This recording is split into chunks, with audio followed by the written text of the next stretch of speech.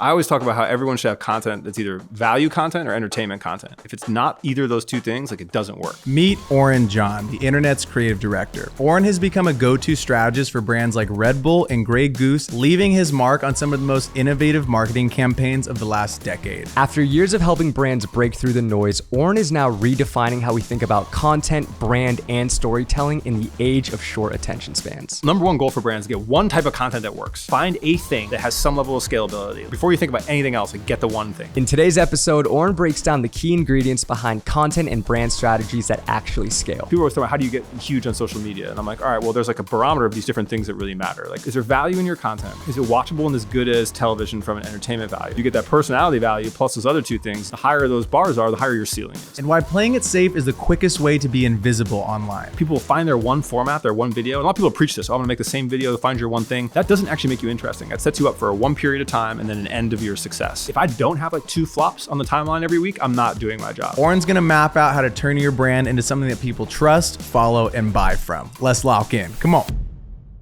I want to start us off, Oren, with talking about what does brand storytelling look like in 2025? We've seen a lot of change, I'd say, over this year, especially now with all this AI content flooding our pages. Like, what is this going to look like going forward? What was brand storytelling looking like? Yeah, well, I guess nowadays you have this, you basically make any creative idea come to life at low budget, which means it's like ideas and distribution is everything. And I think a lot of people are still caught in the, I have to make things like this or posts that look like that. But you're seeing all these smaller brands, bigger brands, whoever's actually tapped in and be like, oh, we can create as much assets as we want. We can make all these really interesting things. But the core idea is it's TV and it's journalism. It's just is now in the brand sphere, right? Like, I always talk about how everyone should have content that's either value content or entertainment content. If it's not either of those two things, like it doesn't work. You need to either be giving someone something that's savable that they're like, this is going to change my life or help me, or you need to be like, I'm making you funny. But the funny entertainment level is like, has to be as good as what you're competing with. Netflix, whatever on the main screen, whatever else is in the feed. And so brands, it's the same exact shit, but people are starting to nail it. They're seeing, hey, my skit to unveil my clothing brand is as tight as the most entertaining asset that's on there. Or, hey, how I'm going to present my hotel group is I'm going to be the tour guide for Monaco or whatever they're based at. And they're making content around that. So I think it's like the best era ever to actually be trying to compete with a brand story. These TV series I've been seeing pop up like crazy. I just was telling Kostas this, a underground artist who maybe had like 15,000 followers on Instagram did one of the coolest releases for a song, and it's like their band and they're at like a diner. I don't know if you've maybe, I don't know if I've seen that maybe one, you've seen this, but they're at a diner and it feels like it's a movie. It feels like a movie skit, and they're like talking about the concept for the song and like why they made the song, basically all these little details. And then it turns out that it's like turns into like a music video, and they're like, you know, all drumming and stuff. And I was like, this is one of the highest pieces of quality content I've seen. And it's for a younger artist who's just kind of coming up, but it's like a TV show. It felt like I was watching a show. Yeah, because that's the bar. But as you guys know, it's like, cool, you get a couple FX3s. Mm-hmm. You get two dudes, you get some light, and you like everyone's always like, oh, this is so high production, I can't afford this. I'm like, man, I'm on all these shoots where it's like a guy and it's $500 and it's 2 cameras and they can get so much done. And it really is the creative idea, and you're competing against people that have bookmarked so much quality stuff and watched so much YouTube and have just nailed it down. And if you're not operating at that level and you're spending all that extra money, you're like destined to lose. It's funny too, because even with this camera that we have at the end of the table, this is a Sony FX3. Yeah. It's $4,000, right? That thing can compete with some of the biggest, most expensive cameras in the game. And really, for the most part, no one is going to tell a difference from a $60,000 camera, for the most part. Certainly like the not average enough of a difference to make a matter on the actual algorithm, or like when you're actually on the feed. Because really, it's going to be the shot. Like you'll see, we start with an angled down shot, or it's wide, or it's a car mount. You see, like it's about capturing attention at a minimum bar, not about like the highest production wins. What would you say is more important, creative or the actual quality of the product? I think it's 50-50. Like I think everyone's always like, oh, which is you can succeed X or Y. And it's like, I almost view every one of these charts, even that value entertainment chart is like, cool, you can succeed with just value or just marketing or just entertainment or just product. But then you really go viral like with all of them together. One of my favorite anecdotes is people always talking about how do you get huge on social media? And I'm like, all right, well, there's like a barometer of these different things that really matter. Like, is there value to your content is a huge part of it. Like I look at Nara Smith, like the TikToker, it's like, okay, is there value in your content? Is it watchable and as good as television from an entertainment value? She's teaching you how to do something. The production, the look is as good. And then also there's just another chart of like likability and hotness of like the person, if men, women, and something that doesn't always have to be like you're extremely good looking, but are you charismatic? Do you resonate? And so you get that personality value plus those other two things. It's like the higher those bars are, the higher your ceiling is. She's also in crazy couture, right? Yeah. Do you feel like you need something like that to stand out? Now, I don't think you need to stand out, but again, all of it elevates, right? And having like a signature style, like when you see her, you know she's going to be in couture, maybe gets a couple extra comments. When you see like the dude who chops wood all the time, has the suspenders, you know it's him. A signature look, but it doesn't necessarily have to be an expensive look, you know, but it's like, yeah, what stands out, what gets comments, like what works, but again, all those things add up. Like, Yeah, it's just branding. It's 100% it's the branding. same thing every single time. But can you succeed without none of those things? Yes. And I always look at like there's just a ceiling. It's like everyone's so obsessed with I need all these things for this to work for me or for my brand. Like absolutely not the case. You need those things if you're like, oh, I need to be able to go from 20 million views a month to 50 million views a month. It's like solve problem one first, right? And to get into this like new world. What brands would you say are doing this the best in 2025? There's a brand called Cold Culture that I really like that they're doing like skit-based kind of Instagram ads. They're just killing it. They had the one that went really viral where it was like the guy gets thrown up against the wall, like he's getting frisked, and then they kind of frisk him, and the people are inside a window, like watching this happen, and it's The Fit. Okay. And it was just like and all their content's like extremely creative like that. And they're a brand that like not a household name, not a whatever. But like you can just see like just millions of views have built the whole brand off like creative short form video. And I think that's excellent. And then someone like House of Errors, who I think is like taken art direction and like made it the core of their brand, where it's like you want to see the visuals of the campaign. They're telling the story like all around it. It's interesting. And the last one that I use this example a lot for outside of fashion as a fashion brand to reference is Dershoots. I don't know if you've seen them. So they're like a streetwear brand that has like comedy creators almost. Like on their feed, they'll have like a guy and a girl, and they do skits. But then what they're doing is they're scaling it, which is what like smart brands are doing, where it's like they have different accounts. Like so they have these different characters. The founder's a character. These people doing skits are a character. They have other people coming in and out. Account by location for where their physical stores are. So it's like, here's the Lisbon account. Here's the UK account. We just opened a UK store.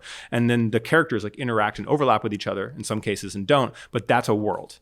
And I keep looking at, I'm like, skit-based creation is a great way to sell fashion. And they have a lot of like a male-female dynamic to the skits, which always kind of hits. But I'm like, that's also an amazing way to sell cosmetics or to sell CPG, like food stuff. And that genre hasn't tapped into what they're doing at all.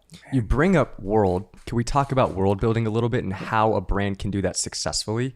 Yeah. What the heck does that even mean? Tell people that don't know. They have no idea what world building is. So everyone thinks like brand content like almost linear. Like I'm going to see, I have an Instagram account, I have a TikTok account. What do I actually say on that? But when you look at a world, it's like your brand is really a TV show. And this is like an exercise I do like at brands and done it online where it's like, cool, let's actually map out your brand world. And so from a TV show perspective, who are my characters? Like who are the people appearing on screen? Like Dershoots has male creator, female creator, multiple regional creators, and the CEO as characters. They appear in the content. They're there in person on events. They're on the website. They're models and whatever. Those are all people that are part of the brand story, right? And you'll see brands come up with this later. Like a brand I really like is called Kosas. It's like a skincare makeup brand. My girlfriend does a brand deal with them every month. So like, but their founder became a creator as an extension. She wasn't an influencer to start, but then became one because they knew that that's an important part of like the story, was to have someone that is aspirational or relatable or whatever the core thing is, to be able to then tell that story. That's a character of the brand in the same way an influencer is, right? Your characters extend out. But then you add that to, okay, where's our brand like located? Like, is it a set? Where do we film content? Do we have an office? What's part of this? Our storefronts, our pop-up experiences. That's like the world they interact with physically. And people either see online or interact with in the real world. And then there's the like, put it on a timeline, like events of, hey, we have releases, we have campaigns, we have collaboration. And you get those things up top. And then you add in plot, which is basically, okay, what are we announcing? Do we have beef? You know, I always like to call out like Brian Johnson. He has a brand strategy that positions himself against death. And so it's like he has an enemy, and the enemy is a huge part of that content, right? And so I think like even like Liquid Death, they're positioning against thirst, quote unquote, but really it's a counterculture positioning. But you kind of add those plot lines of like, what is the thing we should interact with? What are events that we can create? What are things we can tap into in monoculture? It's a Super Bowl, whatever. And this big cascading thing of influencers and our team members and locations and all that is the brand world. So anytime anyone interacts with it, it's like, does that experience tell your brand story the way you want? And the bigger the world goes, the more people interact with it. And when does world building come into play when building a brand? Is that something you need to think about at the very conception of building a brand? I think a lot of people overthink what they need to do to start. Like starting is, to me, is really about like product market fit, content market fit, where it's like, hey, do we have a product people actually like? Let's get that into people's hands. Content market fit's then the exercise of like, okay, can we make videos or carousels or YouTube or live streaming, whatever it is, that resonates ads with enough people that we can actually sell some stuff. Solve that first, and then evolve into a brand world. I feel like a lot of people do think you can think about all this from the start, but like, should you probably do those first things first and then be like, all right, there's something. Now let me take this next step? Probably, or else you're spending a lot of time on something that might not resonate. I feel like it's almost like you're thinking about the really fun shit. Where like when it comes to like productivity, you're like, oh, I want my notebook to be like color coordinated. It's like, well, you're not actually doing the work. 100%. Just color coordinated. Yeah. No, this is creators just are like in the same boat, or it's just like, oh, I want to be able to do all these things, or I want to try. It's like, yeah, get fit, first, and then think about your personal narrative. When I think about world building too, the first thing that comes to my mind for a creator is like Casey Neistat back in the day. Yeah. You had New York as like this playground. Then you had Marlon, the UPS driver, and you had his friends that lived in the building. And eventually Peter, what's his name, was in there. And yeah, exactly. Exactly. And it was so interesting to see like these characters popping into the show, and you never knew each day what we were going to get or who was going to be a part of the problem today. Or like he'd, run into Max's room. Max Joseph would be like upstairs and be like, hey, I need your help like writing this thing. And then it just built out into this crazy cast and crew that are all on this show that was the vlog every day. And like, I think Instagram niches and TikTok niches are very like that. They're almost like, I've used the metaphor of like the CW before, where it's like, people will cross over into episodes. Sure. And it's like, cool, like marketing Instagram, where it's like Ashwin and myself and Bima and the woman, like stuff about advertising, and Dara Denny and all those people. It's like when we all know each other, you all start to overlap, and then people kind of feel like, oh, I'm watching this channel. Oh, but it's like a crossover episode with X and Y. Like that's a real good way to look at it. So true. And we've had literally comments like that where they're like, my favorite YouTuber is now like hanging out with 505 or something. And it's fun to like, to like merge those worlds together. People think that way. I think the best example of it, the people I think have crushed it the most with this, is Tarte Cosmetics, because they basically created reality TV on TikTok and surrounding it, where it's like not only like they created Bravo, and like that's like the most powerful of TV in my opinion, is reality TV, where it's like, hey, we're bringing all these personalities out, we're putting them on our show. There's competition, there's reality, there's all those people posting about their Tarte Island experience, and then there's the commentary layer, there's the Bravo Andy layer of like, here's all these people being like, this is terrible, like this is whack, this is other, she shouldn't have said this to her, and I'm like, now you've created like literally a reality TV ecosystem as a brand, and is monetized on TikTok Shop. It's like affiliate monetized. It's genius. God, it's so crazy. I remember during that Tarte trip, like even the girls that didn't get the specific, the premiere gift, they're making TikToks like, yo, I kind of pissed I didn't get the bag, got the little lip gloss. That's selling people, dude. People are going to buy more Tarte. And then it's just awareness. 100%. And then it becomes aspirational to like get invited on the Tarte it. trip. Like I'll do a free brand deal for Tarte. Hopefully they see it and then I get invited. Well, and then it's publicity. Then it's like the whole thing of why you wanted to get on reality TV in the first place. So you can do the club walkthrough circuit. And it's just like all this kind of stuff. But we're at the cusp. That's what I love about like a brand. It's like Tarte, I don't know like the extreme details, but like they weren't like in the most amazing shape as like a brand before this. Goalie's probably a better example. Like Goalie was like in huge trouble as a brand. What's Goalie? Remind me. It's a huge TikTok Shop like supplement brand. Okay. But they were like fiscally in huge trouble. Like TikTok Shop was their like last resort essentially, and like pulled them out of that. And it's just like, hey, like this is such an opportunity when it's like fringe brands that like need to do it or are really shooting for something special or doing it. But then everyone else is like still like behind this wave. And I feel like there's just still so much more room to go inside this new world. Oren is just spitting so much game, but I have a special announcement for the rocks. Okay, what would you do with $100,000? Now that is the golden question on the day, okay? Because Artlist is giving away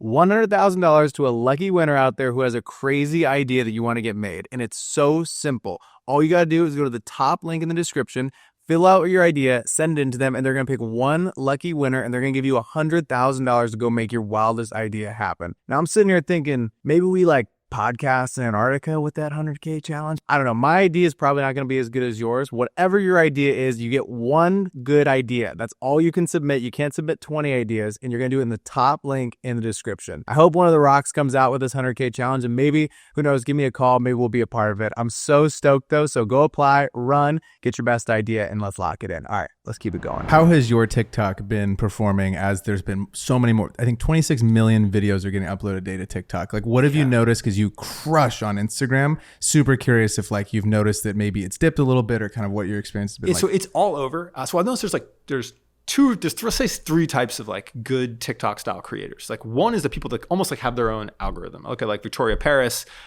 Chris Hain, like some of these guys where people were like, you watch their videos, you get shown way more of their videos, you're part of their life. Like Leo Skeppy, Becca Bloom, where it's like that is a creator where like they are their own vortex. People are getting brought in because they want to spend time with them. And that is like the best type of creator to be. And it ebbs and flows based on if that person's like, people are still into that person a year later, 2 years later in their arc. I'm never going to be that person. I know a lot of things. I'm a value-based creator. People don't care about me or my life in that same way. They're not trying to tune into me being like, here's my new cutlery. Like, not going to happen. I don't have that vortex. But then there's like the value-based creator where it's like, okay, I see their content, I like it because it's either entertaining or it's valuable. And it's like, but I don't really care as much about them. And so I'm in that mode where your stuff is way more hit or miss. Not all your videos are going to hit. You're really, your game is like, can I consistently put up at least like half of my content getting somewhere, like where I want to go? And I'm in that bucket. It's going pretty well, but it's a fight. I fight way more on TikTok to do it than Instagram. And then you have people that are just like, hey, I'm just trying to I'm throwing a lot of content out there and I just want a massive viral hit, 1 out of every 10 or 20, which is a huge amount of creators. That still works. You can still like generate your revenue, build your stuff off that, but you're just hunting for virality. But yeah, TikTok is way tougher because I'm not that like same charismatic type. And also because it's less lucrative. Like I make way more on Instagram, even YouTube now, that it's like, all right, if it's not driving as much business, it's almost an afterthought. And I don't want to build to be the other type of creator. So I've kind of got to think of it. But it's funny, people are always complaining about numbers and stuff. Like, I don't know, like I'm still putting up like probably a 1 million view video roughly every week on like TikTok, like even though a bunch of them will still get 5K. And it's like, I just look at like, what's that baseline? Like, can you still get hits? Is really like the metric I look at. I'm so with you. And it's completely changed my approach to Instagram. And I've been open about this, being like, I think if I post 30 times a month or even 40 times a month, like I'm seeing so much more success than posting once every 2 weeks. And like the creator brain in me is like, take more time, take a deep breath. The business person in me is like fucking volume. Post as many times as you possibly can. Quality is pretty subjective. And most of the stuff sucks. Like most people's stuff sucks. So it's like, if you just hit a baseline, you have a well-lit thing, you're saying good stuff, there's a higher chance that you actually will hit a triple or a double instead of like these people that are sitting at home plate. They're just like waiting for a pitch. It's also like experimental. People get really caught up, especially people I meet who are like of a similar creator size to me, where they're like, hey, well, I don't want to put out something that flops, and obviously flops. And I'm like, well, my whole shit is experimental. Like the whole reason we're here is because I was like, I'm going to keep experimenting, keep trying. And I'm like, you don't ever get any better. Like people will find their one format, their one video. And a lot of people preach this. Oh, I'm going to make the same video, find your one thing. That doesn't actually make you interesting. That sets you up for a one period of time and then an end of your success. And I'm like, if you really want to be interesting, you have to be constantly fishing for what these new things are. You need a couple formats. You need to be able to adapt to what's happening and have people still like you. And so I am constantly like, can I do this type of thing? Can I do that type of thing? How do I make it my own? And like, if I don't have like 2 flops on the timeline every week, I'm not doing my job. Let's go, baby. Gary talked about that literally on our show. He was like, most creators, you get something that works, they find a specific format, and then they beat it till it's dead. And then they're like, a year from now, they're like, well, I didn't adapt. I didn't try anything new during that period of time. I didn't exercise any new type of muscle. And then when the success is kind of gone, you're sitting there like, okay, well, what do I do now? And I think you're so right. And it's something that like, I mean, dude, I preach it to people. Like that is what you got to do. You got to be testing and learning and seeing like it's an experiment. I could give a fuck if something gets like 1,000 views. I just know now the great data. Won't try that again or try something a little different if I really liked it. Because you got to give it some shots. That's the other thing is people 100%. will try one thing and it doesn't work. And I'm like, it's 4 to 6 each time. And I wouldn't like, I really tried to put travel into my content. I was like, I need to make travel vlogs. Like travel is going to be a thing for me. Like I want this to work. My first 3 or 4 were like, didn't work at all. But 5 and 6 started to hit. And then now it's like, I can put up consistent good content. And that's the other thing. You gotta like stick with shit. And that's hard. It's all in your head. Everything for creators and internet shit is so in brand owners and creators' heads. You bring up formats. Can you talk about different formats that people can use on social to see success? Yeah, 100%. So one I love on TikTok, and I encourage people to do if you want to yap, basically if you want to just talk to the camera, nothing else, is like what I call it's basically like a strong take. Like you're going to say, I want, like in absolute, you say something. This guy, Christian, CB writes copy. He's like the king of this on TikTok, where he'll be like, blank is the best coffee shop in Milwaukee. Like Tampa is the best city in the fucking South, whatever. And then he'll go justify it. You basically get people into this zone where they're like, I really agree with you, or I completely disagree with you. And it's easiest to do that. Like the least nuanced way is to just say one thing in an absolute, because no one talks in absolutes anymore. That's one of the things about the content. Everyone's like, I'm too afraid to offend. I don't want to call this good or bad. Who are you to say X or Y? And so everyone's become neutered. Then when you actually hear a strong take and you have a visceral reaction of like, I love this guy or I don't like it, that's what makes good content. So that's one format I think is really, really solid and like good to partake in, that almost anyone can work in kind of right away. And then carousels are really hot right now. I think that's going to have like a bit of an ending era because it's content like AI can make and anyone can make it.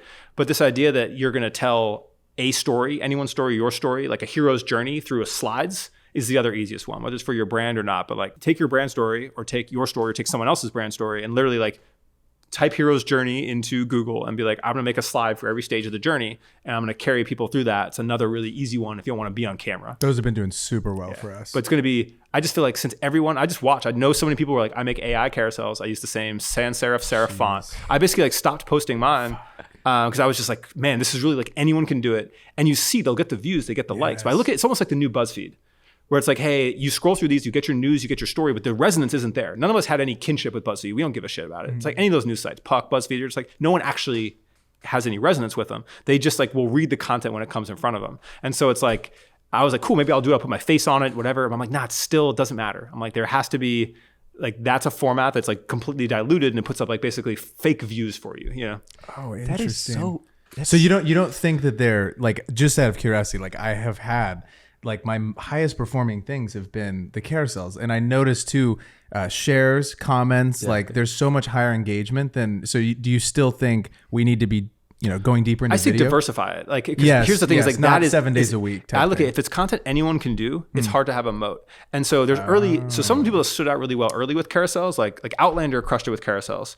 And because he had a perspective where it's like, here's my perspective on fashion. Here's a lens. And it's a lens people want to build a kinship to. But now there's so much of it out there that you can't really develop your lens because it's just showing up in a feed. You probably you don't follow the person and you're just interacting with it. And it's just purely that snippet. So I really it's literally the news feed to me. And so if you are doing something with it, it has to be extremely special or it's just going to get ultra saturated. Like, will it exist forever? Can you put up views forever? Can it help achieve your objectives? Sure. Is it what you're going to build a brand around? I think that's way harder. And do you think that is video specifically? Like, is video the thing that creators and brands need to be pouring? Yeah, because it's like anything with a moat, anything where it's like, okay. Explain the moat theory. So the idea that can anyone else make this, right? Because they will.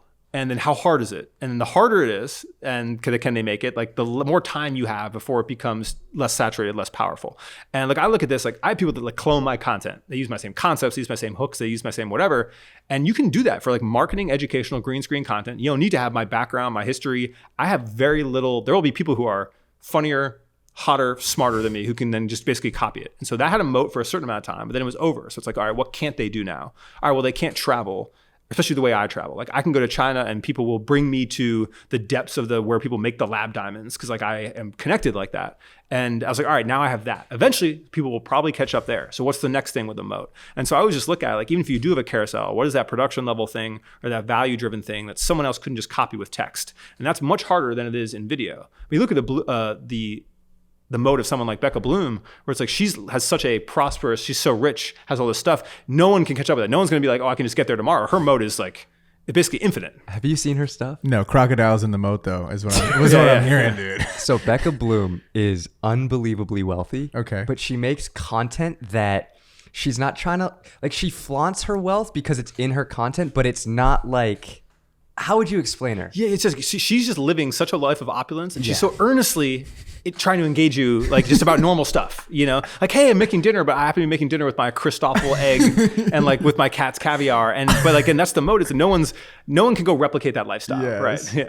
That's also what made like Nara Smith's shit so crazy. Yeah. The kitchen looked crazy. The ingredients are nuts. Like, their family's crazy. Today we're gonna make licorice from scratch. Yeah. Like, dude. And so you can. So again, like the moat is super high. Even I look at like Thor, the wood chopping guy. It's like, cool. You got a tree. You got an axe. Are you charismatic? Like, it's a lot of things. You gotta be yoked. But all those things kind of add up to that moat. And so I look at like, and you could have moats from intelligence and formats and cleverness and generalness as well, and like unique ideas. But that's where I feel like carousels has the least moat. Do you believe a creator can be both value and entertaining? 100%. I think that's a skill. You kind of have to have both. That's where I look at, like, my biggest series is this product versus brand series I do, where I identify a category. I'll be like I'm doing fragrances in like 2 days, where it's like, all right, are you buying it because it's worth money, or are you buying it because you're buying into the branding? But like there's some value there because people have to think critically about marketing and branding and campaigns, but it's entertainment because I'm like talking shit and making jokes. And like that's peak content for me because it's both. Because people are learning something and they're laughing or they're getting angry. And so like, so I always look at like, that's like your top of funnel ideally is that combination of it.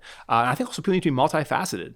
So many value creators are so focused on value that they don't have a personality and no one cares about you. And I think that's why like my personality is polarized and not everyone agrees with it necessarily, but it's why I can command a lot more people to an event than like a just a purely value driven creator, because people like assume it's going to be interesting or cool. If someone is just in that value based content and they want to kind of get into the entertainment space, do you have any tips for how to kind of merge those worlds? Just do skits. Like I started with skits. Okay. I would just, whenever I was with another creator, we'd always do a skit. So I did a skit with Zach Kravitz, who's another like very serious creator. He's sick. Yeah. And we'd never done anything funny at all. We like, we just did a Max for Crack style like skit about starting a brand. It got like hella views.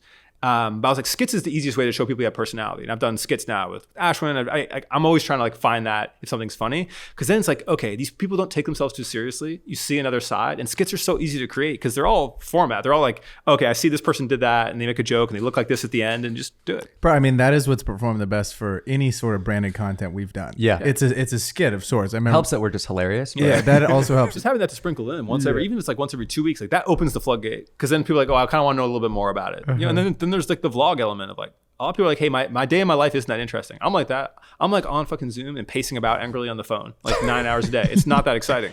But like if you look at, okay, well, how do I present that? And but if I say it like that, all of a sudden it became funny. And it's just like, come with me for a day to like pace around 9 times, like rep 4 cigs and like be on Zoom, you know? Another format that has gained a lot of popularity is building in public. Yeah. Do you feel like it's played out at this point? I do. Okay. I think you can still succeed. Again, anything that's played out, you can still have some incredible take on it and do it. But I don't think it's that exciting to consumers anymore. I feel like 2 years ago, a lot of people wanted to have brands and didn't know how to do it. Now, you see 18,000 creators being like, here's how you do it. Yeah. If you wanted to make that jump, like you've got the tools. And so now I feel like people are like, okay, just another one of those. So I think if you do it, it has to be like a really interesting way. What I don't think is played out around that is like alternative spaces. One of the ones I saw blow up recently was a guy starting a coffee shop and then a guy doing like a burger cart. Okay. Where I was like, cool, this is like untraditional. It's not like I'm starting a clothing brand. I'm starting a drink company. It's like, hey, I'm building a brick and mortar. Here's the economics of how it works. So I do think it's like, the more off the beaten path it is, probably the more interesting it is, and you can still succeed with it. But for anyone who's like, oh, I'm gonna start my clothing brand and build it in public, like truly no one cares. It's like the beans guy on TikTok. I love that guy. You know what I'm talking about? The UK guy, and he's like, he puts like a potato and beans. He gives the first one free every day, and he has like a line that's a mile long. You've never seen this guy? No. It's all POV with like a GoPro chest mount. That's the crazy part about this. We would all have seen things that we would assume everyone would know. That like people at this table just have no idea. Like that's how wide and vast this world is. God. You've been able to consult for a lot of brands at like the highest level. Is there something that you find they're constantly missing the mark on when it comes to building a strong brand? Yeah, well, I think a lot of people are just struggling with how fast content moves in this new world and like enabling those teams.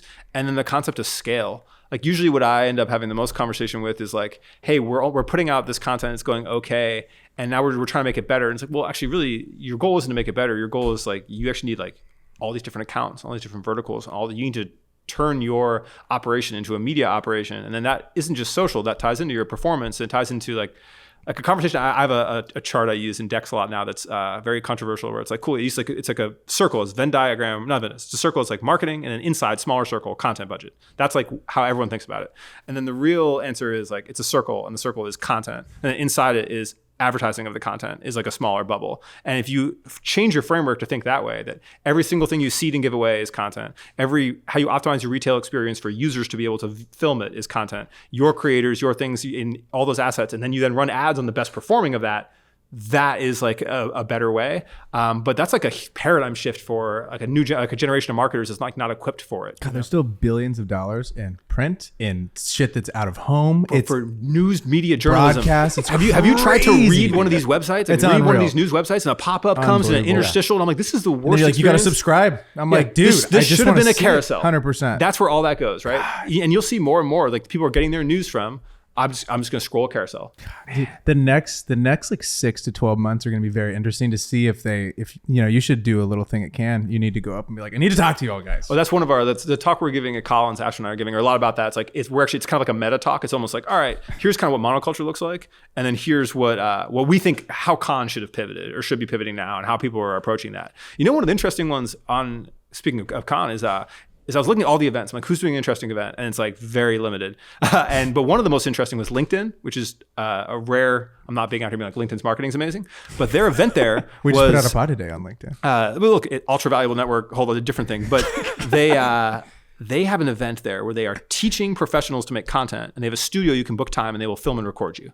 That is their con presence. And I was like, okay, now we're cooking. Now they're turning all those people, all these ad professionals, well, maybe they'll make their first video with LinkedIn produced. They get that network effect of it, and they're actually like practicing what they preach. The video is in there. And I was like, it was interesting to me. I was like, LinkedIn has a winner, you know? It was cool. It's amazing what you can see in people that you can connect with on LinkedIn. It's just off a DM, off of posting content, like the guy that we just had on.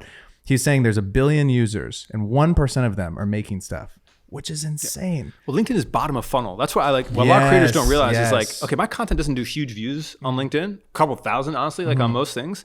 But people don't feel comfortable DMing you on Instagram. All of these brand deal stuff that I've gotten is they will DM you on LinkedIn, no problem. SVP of a company's CMO, they're not DMing me from their personal Instagram with their kids on it to be like, hey, let's do the other. And so I think it's just like connecting those dots, and it's a smaller network of it. And I think brands underestimate it too. When I was, I ran marketing at this company called Gel Blaster before I started being a full-time creator. And we had a guy who worked there named Steve. He's at Pudgy Penguins now. But his whole LinkedIn was just on, I'm just going to post all the awesome content that we make as a company and all our influencers. I'm just going to post on LinkedIn because I work here and I'm stoked about it.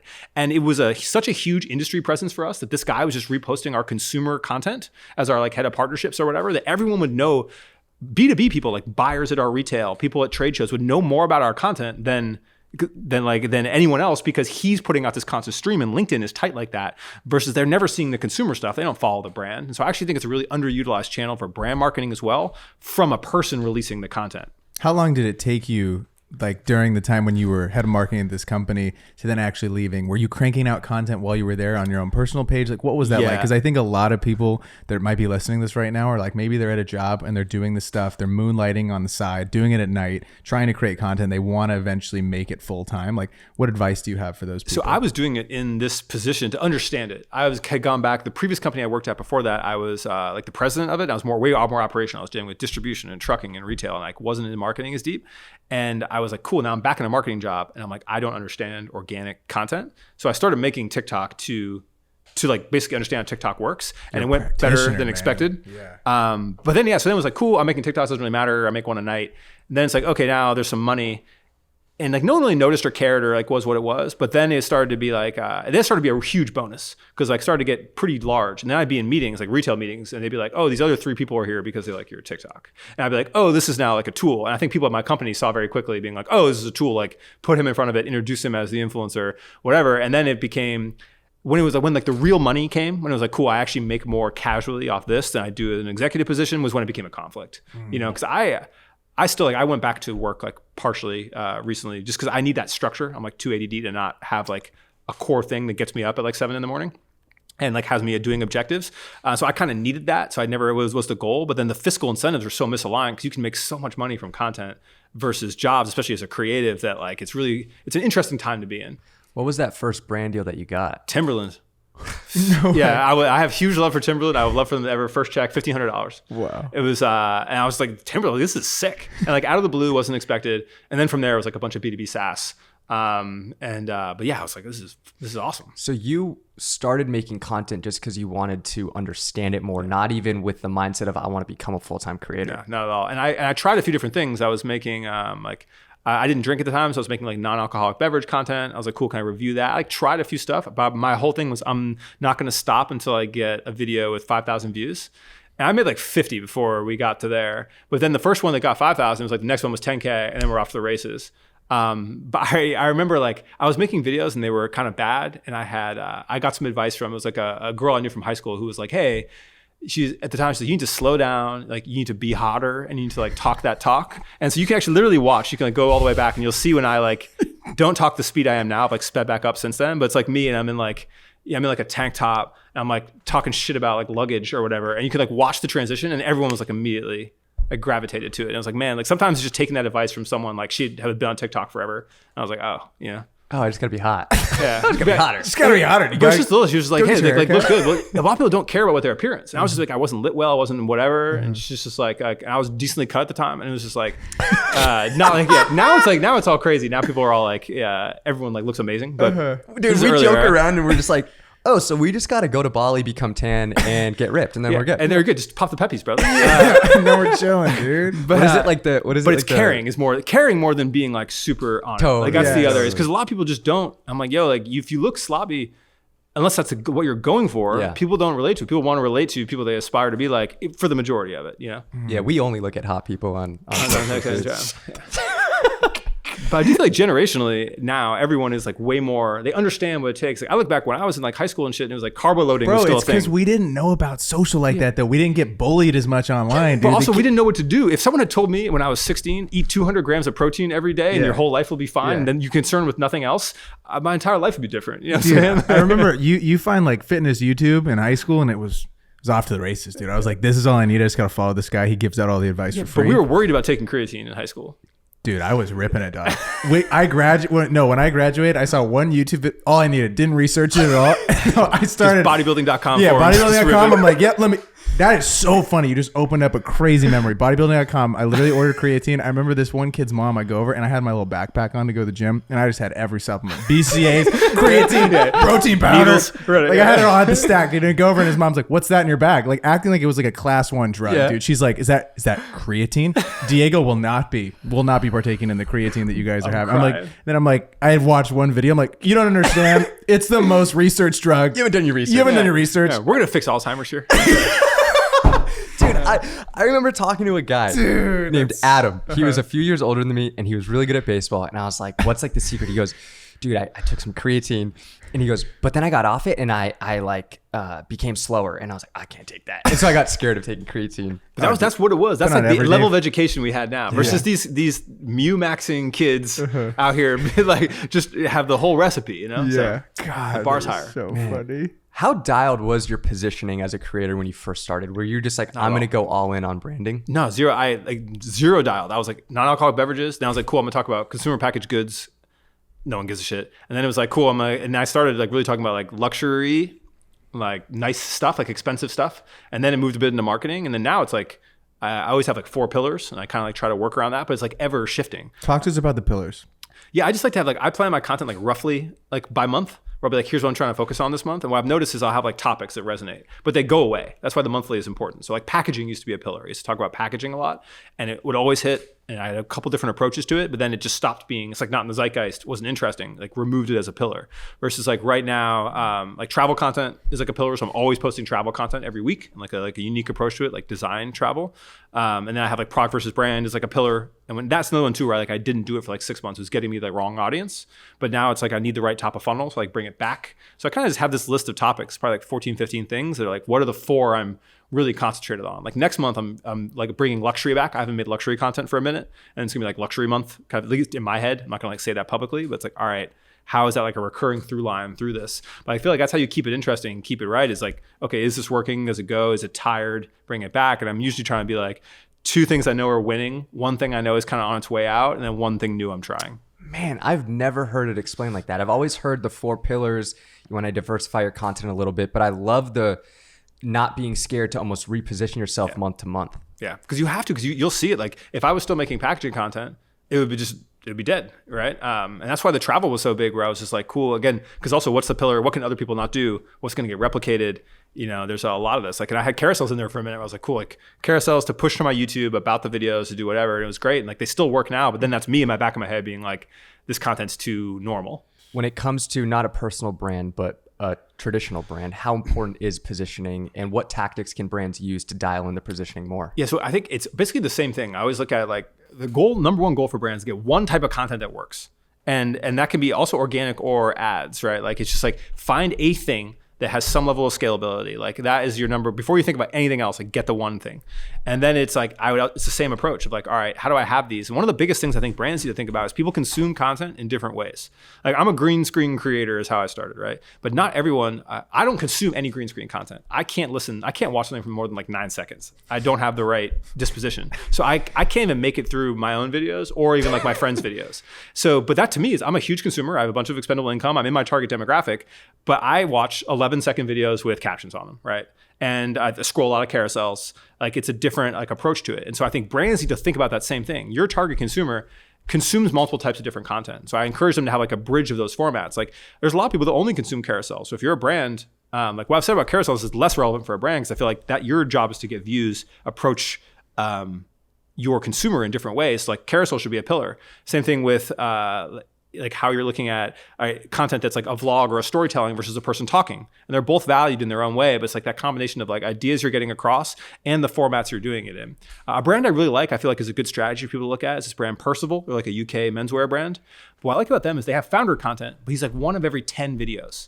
And he'll do like a conversation and sit down, but it's recurring. You know him. There's this educational component. And then they'll have their more traditional lookbooks. Then they'll have kind of like their vlogs and skits. And they'll have their more standard like unboxing, showcases, whatever it is. But you get that information about the product. You get the behind the brand. It's all kind of symbiotic into this big thing. I think brands need to find their multiple styles and their pieces and be kind of testing their way through it and testing every organic piece of content as an ad. That's like the thing I see people do the least that's probably the most valuable is like if you're not running every single thing that's on your feed that makes any level of sense and just putting it in your ASC campaign for Meta or like running it through Spark if it hits on TikTok to just see if it hits your same ROAS goals as your other stuff, like there's money waiting there to be made. Gosh, wow. It is so interesting because I think even when I talk, like my core business is going to brands, helping them with their social, and either we make it or we just consult them with it.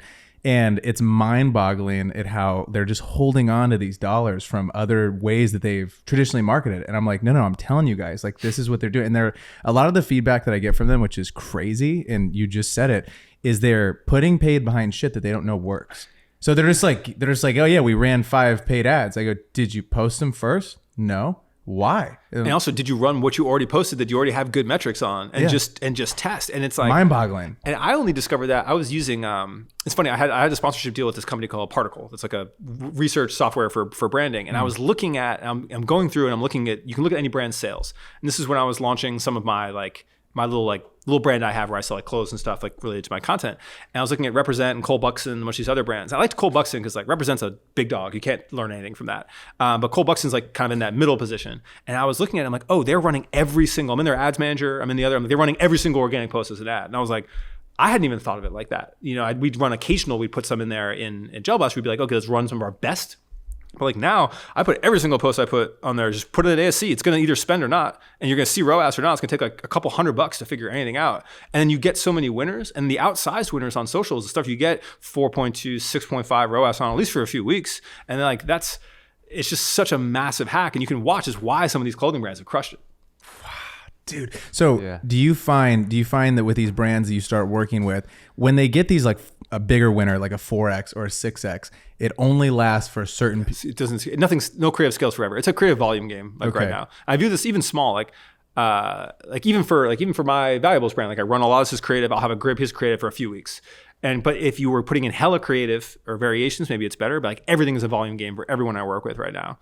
The core brand I've worked with for a long time in clothing, it's a women's wear brand. We run the same playbook all the time, but it's a shitload of creative. It's like every time we release a collection, it's a lifestyle carousel for the collection. It's a white background carousel for the collection. It's a reel that shows fit on different body types. And then it's like a lookbook. Basically, it's 4 pieces for every item in the collection. But it gives us just a ton of content to test. I noticed that Minted does this really well, where like they're coming out with something, like let's say they're coming out with a collection. It's like little teaser the tag, little teaser the fabric, show it on a body, cool video drop, and it's like it's a playbook that a lot of these brands are following, and it's working. And if you run that same playbook, it works on organic, and then all those are also ad assets. All of a sudden, you just like boom, save money on your creative budget, and then also you're getting that validation that you already know, and also makes your social be more popping, right? It's kind of a win-win across the board. And like TikTok's an even better version of this because you can track the revenue better with the TikTok shop. You've also talked about how important like BTS content is. I remember I watched a video of you talking about like the photo shoot playbook for fashion brands. Yeah. Can you talk about how to execute BTS content, or basically how to execute maybe a photo shoot where you're like a fashion brand is dropping a new collection. What is all the types of content that they should be getting, like on top of just the visual? Well, I think the BTS one's interesting. Where most people fail at BTS is you'll go into this thing, oh, we shot BTS to the shoot. It's like, okay, great. We have 2 hours or 300 gigs of BTS, but there's no plan. So the number one thing is just the plan. And so usually it's like everything is references now, right? Everything's briefs. And so if you go into that shoot, it's like, okay, what's the BTS plan? And we're not just shooting BTS. Someone's responsible. It's like Julie is shooting the BTS. And here's the 4 reference videos we have. One of the BTSs is just like a sizzle reel. And to get that hot, we need to be able to do these 2 techniques or transitions. And so her job is to capture stuff for that. The other thing is a before the shot, after the shot. Well, the more compelling the before is, if we can make it funny or an interesting angle, the better it is. So it's like your BTS needs a shot list, basically, at least for the hooks or the key parts, as much as the rest of your stuff does. But you've identified that. I'm doing this type of BTS or that. And so like all the people that really do this, all the like creative strategists are like, they have their bookmarks folder or their Notion doc or their 4-play board or whatever it is with each of these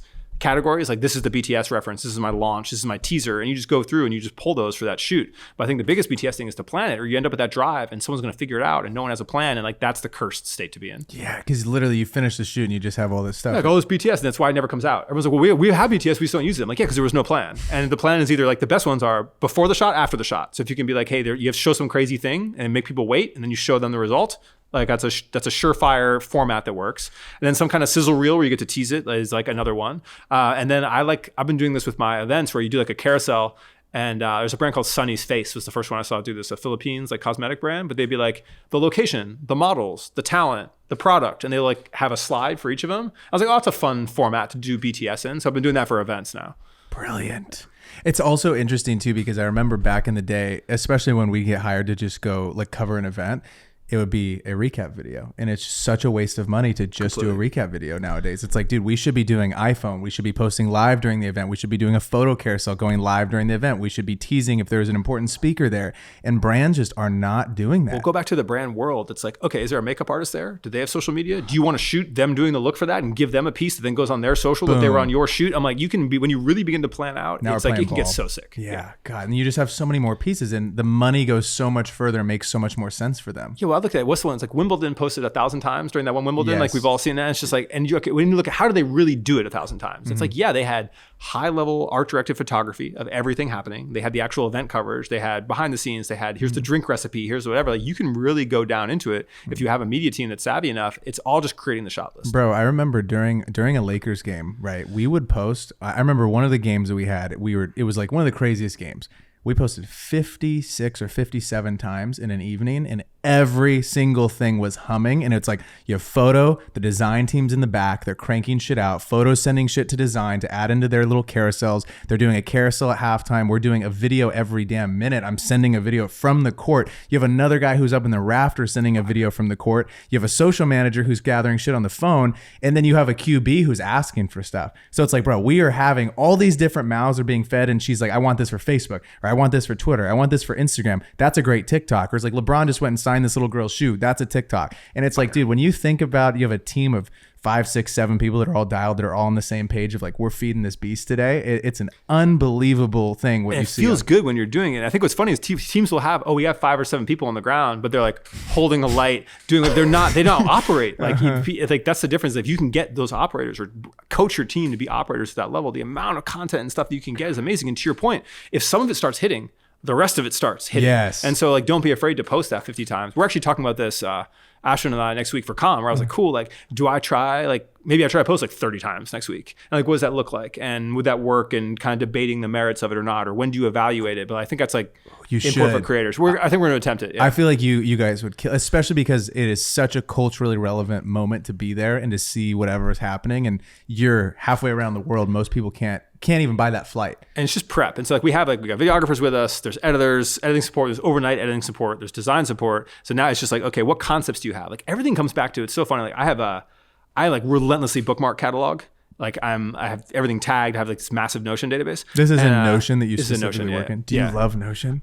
Notion's great. It's like, whatever platform you pick is probably fine. I love Notion for the way I think. I don't think like everybody else. The biggest thing about Notion is that you can embed the TikToks and the Instagrams and stuff. Like, it's such a big difference. I don't have to click. It's like, cool. I use toggles all the time. It's like toggle. I have these things embedded. And so it's not like I have a list in a spreadsheet. I got to go click and be like, what was that reference about again? It's like, no, here's the visual. I watch it in app or in doc. Oh, you can just watch it right there. Wow. And so that was, to me, it's like, nothing else matters. You can use any database platform is whatever. But the fact that I can just watch it all in the toggle is game changing.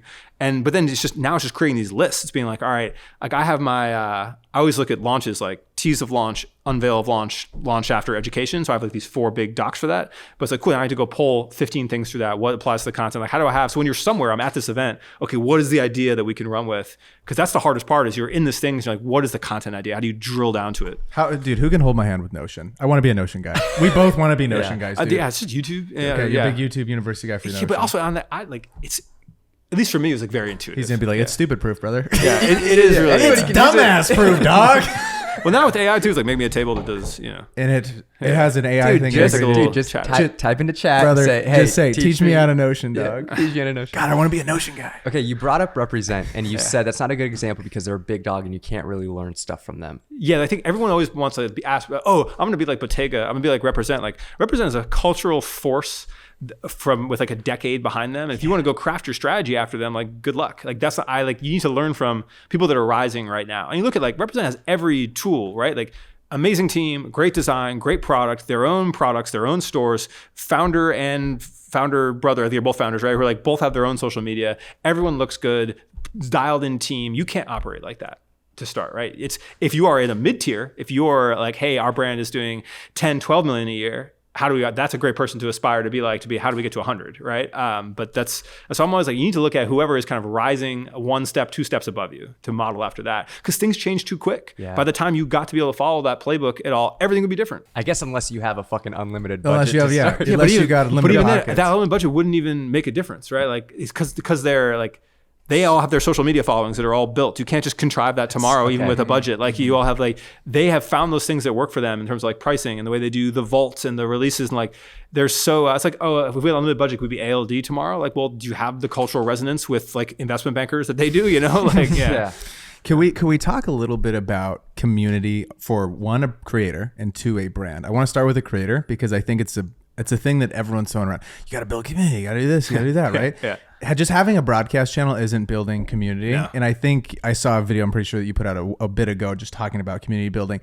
How can a creator go about doing this authentically in something that's like actually a real community, not some bullshit that's just like, yeah, we have this channel, we post in it sporadically. Like, I'm just curious of what you've noticed. And so I think you can use those things correctly. And I'll Yes. call out, so my friend Jordan Rogers, he's a sports marketing creator. Yes, he's ex-Nike, right? Ex-Nike. And I felt like used his broadcast channel and his stories really well for his niche to build community around, because he basically uses his broadcast channel as here's all the news you need to know in sports marketing, and then asking for their takes, and then really kind of making videos based on takes people have. Like, hey, chat, do we like this Adidas campaign? Here's my thought.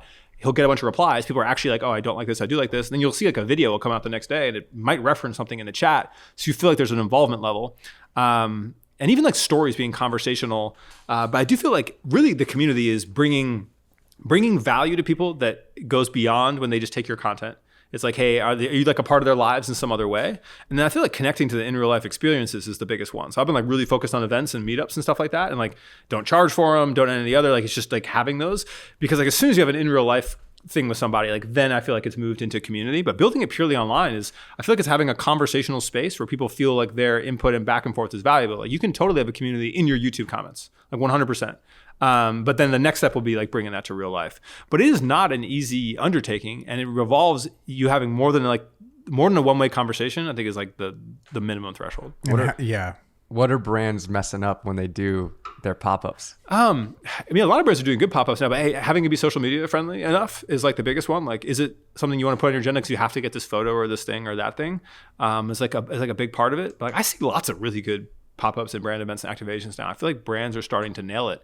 But it's like, what are your consumers creating content from when they do it? And what are they excited enough to do? And are you thinking about their experience? One of the ones that, like when Rode had like these long lines at their pop-up in New York, it's like they had like waters and gift baskets and like little shit for all the people that were waiting all day. And it's like it's little shit like that. It's like, what is going to make my consumer potentially be upset? How do I preemptively solve that problem? Miss Beebs, dude, she is on it. Man, that brand's amazing. 100%. My girlfriend fucking loves it. She buys everything that she puts out. And it's like, it's incredible stuff. Everything is very dialed from a product standpoint.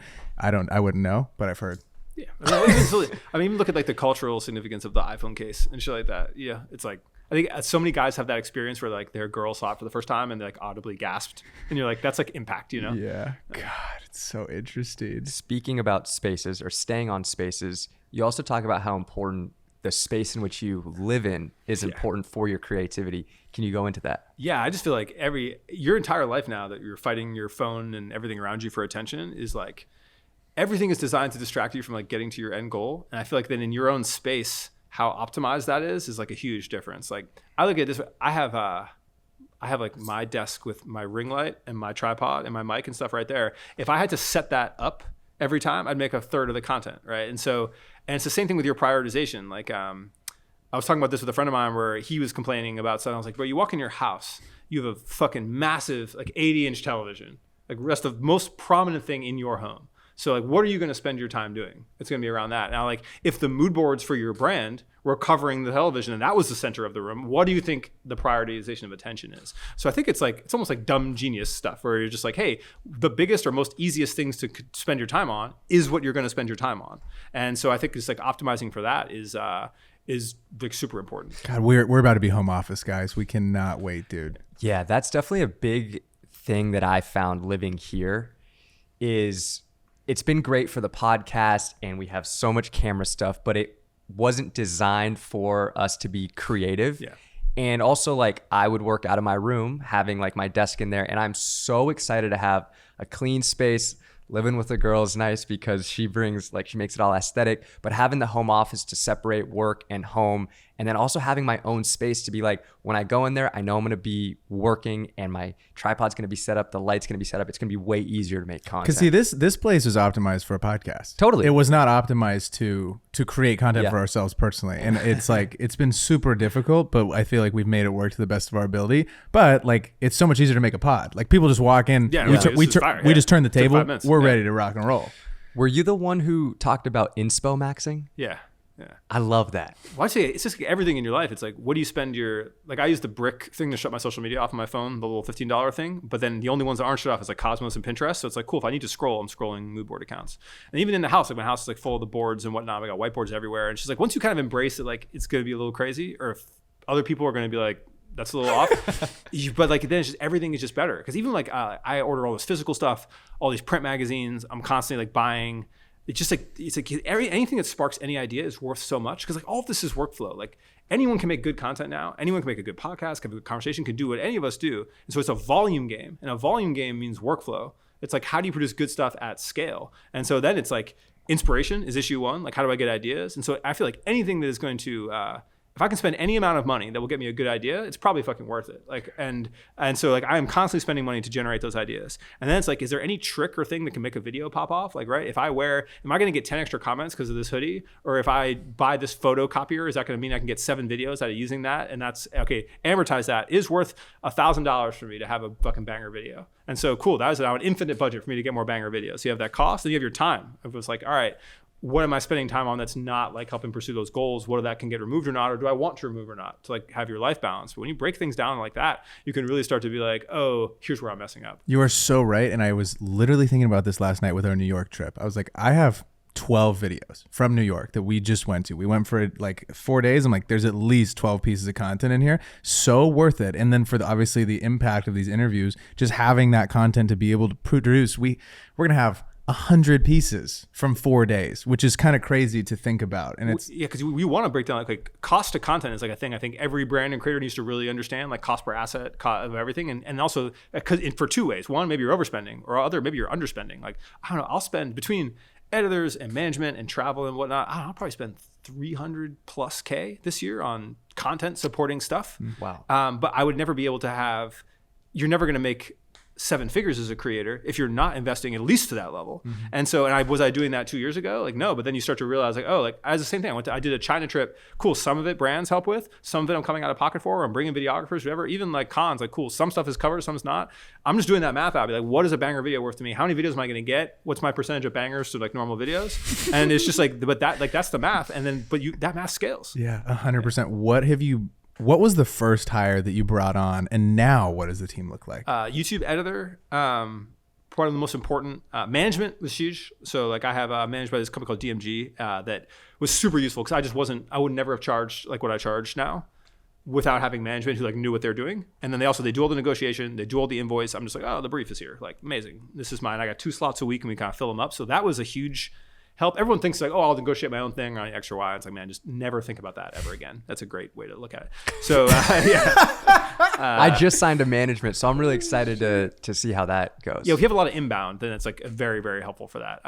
So there's management, YouTube, editing was big. Like design support is big. YouTube, I feel like I have a higher strategist when I first went on YouTube. Like did a bunch of like different like stuff in and out. But honestly, most of the expenses comes down to like, what am I making? I don't feel bad about buying anything to like make content about or like do anything. I know a lot of the creators will buy a Bottega bag. They know they'll make the money back like because they'll have X and Y videos about it. But I look at travel exceedingly like that. Like travel is like top of funnel content for me. So I have no problem spending 10, 15 grand going somewhere if I'm going to get 8, 10 videos out of it. Yeah. Fuck That yes. is awesome, dude. I love it. So right now with the YouTube editor, like what does YouTube look like for you? Because I know it's super important. I know that, those views that you are getting, those buyers have intent. Like those people are, your content specifically is very helpful for a brand. Like if I'm watching that, I'm like, oh, I probably do need this guy's help. Yeah, and I don't sell hard on there. No. So he's like, Instagram is super monetized through brand deals. So I do 2 brand deals a week, and it's like a relentless flow of like good money, but it's capped. If I have 450K or something like that on there, if I had $1 million, I don't think I'd make much more, if any. It's like I'm at like the highest. I think once you're over like 300K in that like B2B space, as long as you're getting the views, you're like, hey, most of these videos are going to be 50 to 200,000 views. You're kind of capped in that. Like it's like there's not a bigger budget, and so I'm like, cool. There's not like additional funds there. YouTube, I'm not like selling hard on there. Mainly because I saw my audience is like 21 to 27. So they were younger. My Instagram, I'm a 28 to 35 Instagram and TikTok. I'm getting like professionals. These are like aspiring professionals. And so I'm like, cool. I don't necessarily want to sell that super hard. I'm way more interested in like, how do I feel like YouTube is way better, at least for me, for like real cultural relevance. When I look at like what, like the previous generation of people like Seth Godin or Gary Vee or whatever they do, like a lot of it's like educational stuff and a lot of it's on YouTube. And I'm like, how do I teach as many people marketing and content and strategy in this next generation as humanly possible? Like that's goal 1. Sponsors contribute to that. It's still like less than Instagram as a sponsor every week, but like that's more of the workflow is like, how do I cover every corner? My first 6 months of real YouTube, like once I had it kind of figured out, was all SEO. It's like when you go mood board, you go luxury brand, you go like I'm creative director, art director, I'm it. And I'm top 1 or 2, if not multiple slots on all of those. So I was really trying to get SEO across the niche because I saw it was wide open, all the niche terms. Everyone's still fighting over like marketing plan and shit like that. I'm like, nah.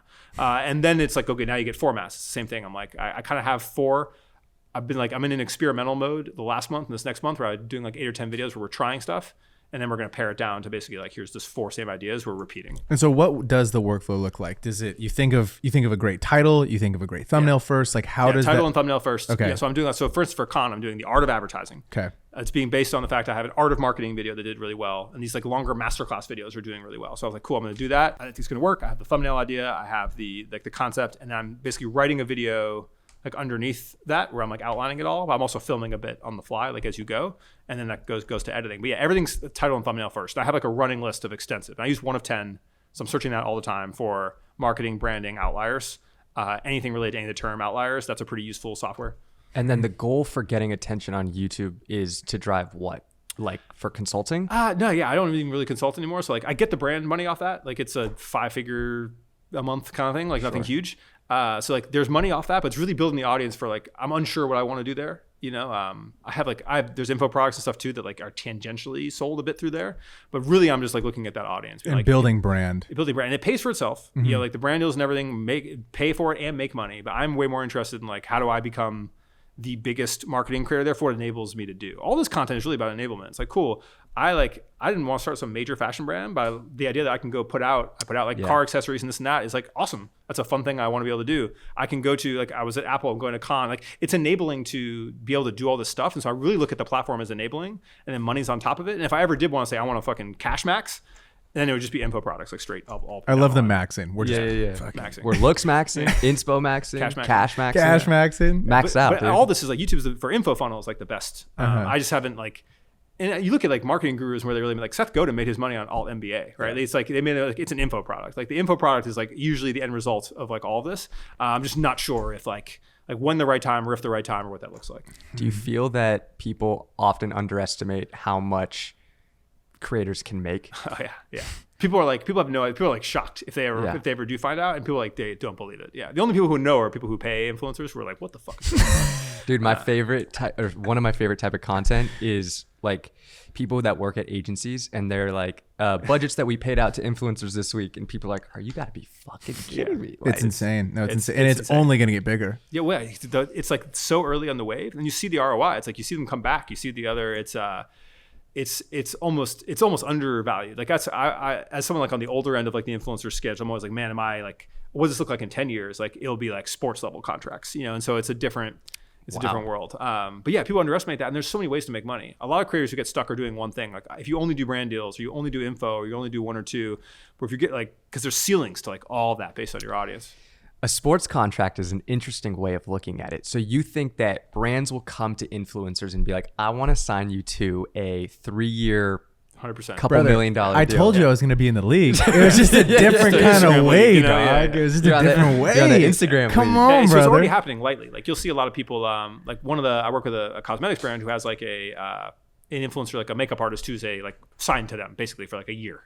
And you'll see like even like you'll have exclusivity or whatever. But I really think it's going to be like, you know, it's a higher contributing than just like making the content, but like you are in the game for like, you know, say I was like I work a lot with Omnisend, like for email. So I was like, hey, I'm never going to use another email platform in the next 2 years. I'm going to do X assets, X whatever. I show up your speaking gigs. I'm on your website. Like that's the level. Like that stuff's already happening. I just think it's going to be really mass scale, and it's going to be like on products and stuff we know every day. Where it's like, hey, it's not just, you know, Michael Jordan on Wheaties. It's also, you know, like Demi Bagby or like whoever. Like that level is going to happen because that's what sells. It's like Huberman with AG1, bro. Yeah.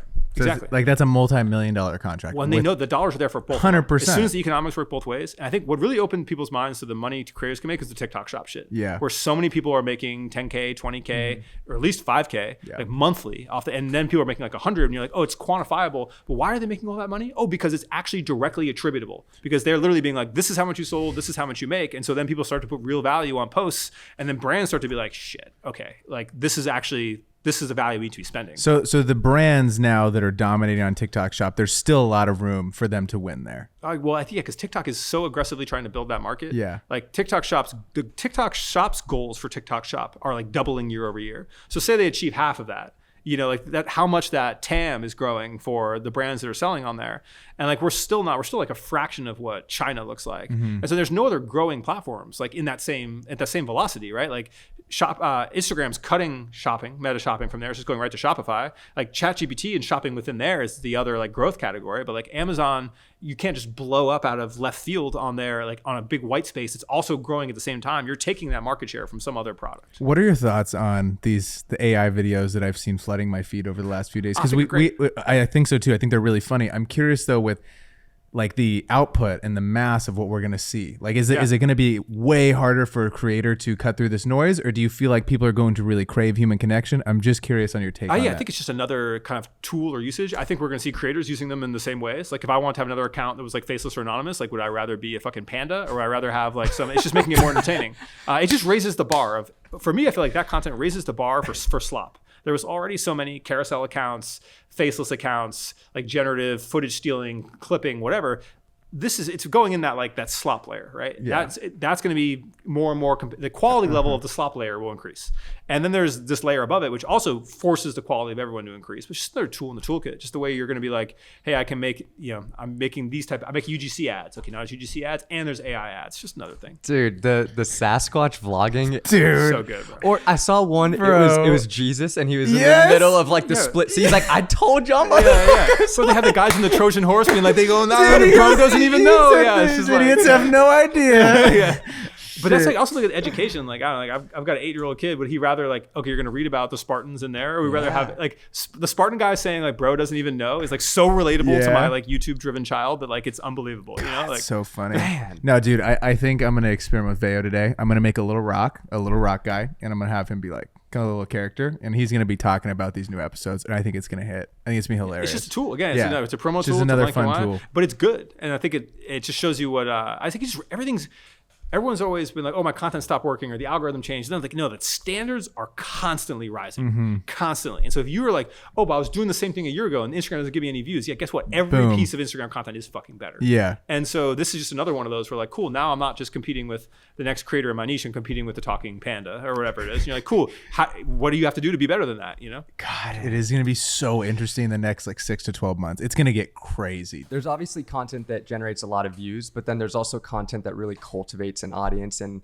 allows people to like want to buy and build trust. So what do you feel like is the difference between that kind of content where a brand might get a lot of views or a person might get a lot of views, but you're not really building trust in a way to have people want to like buy into you?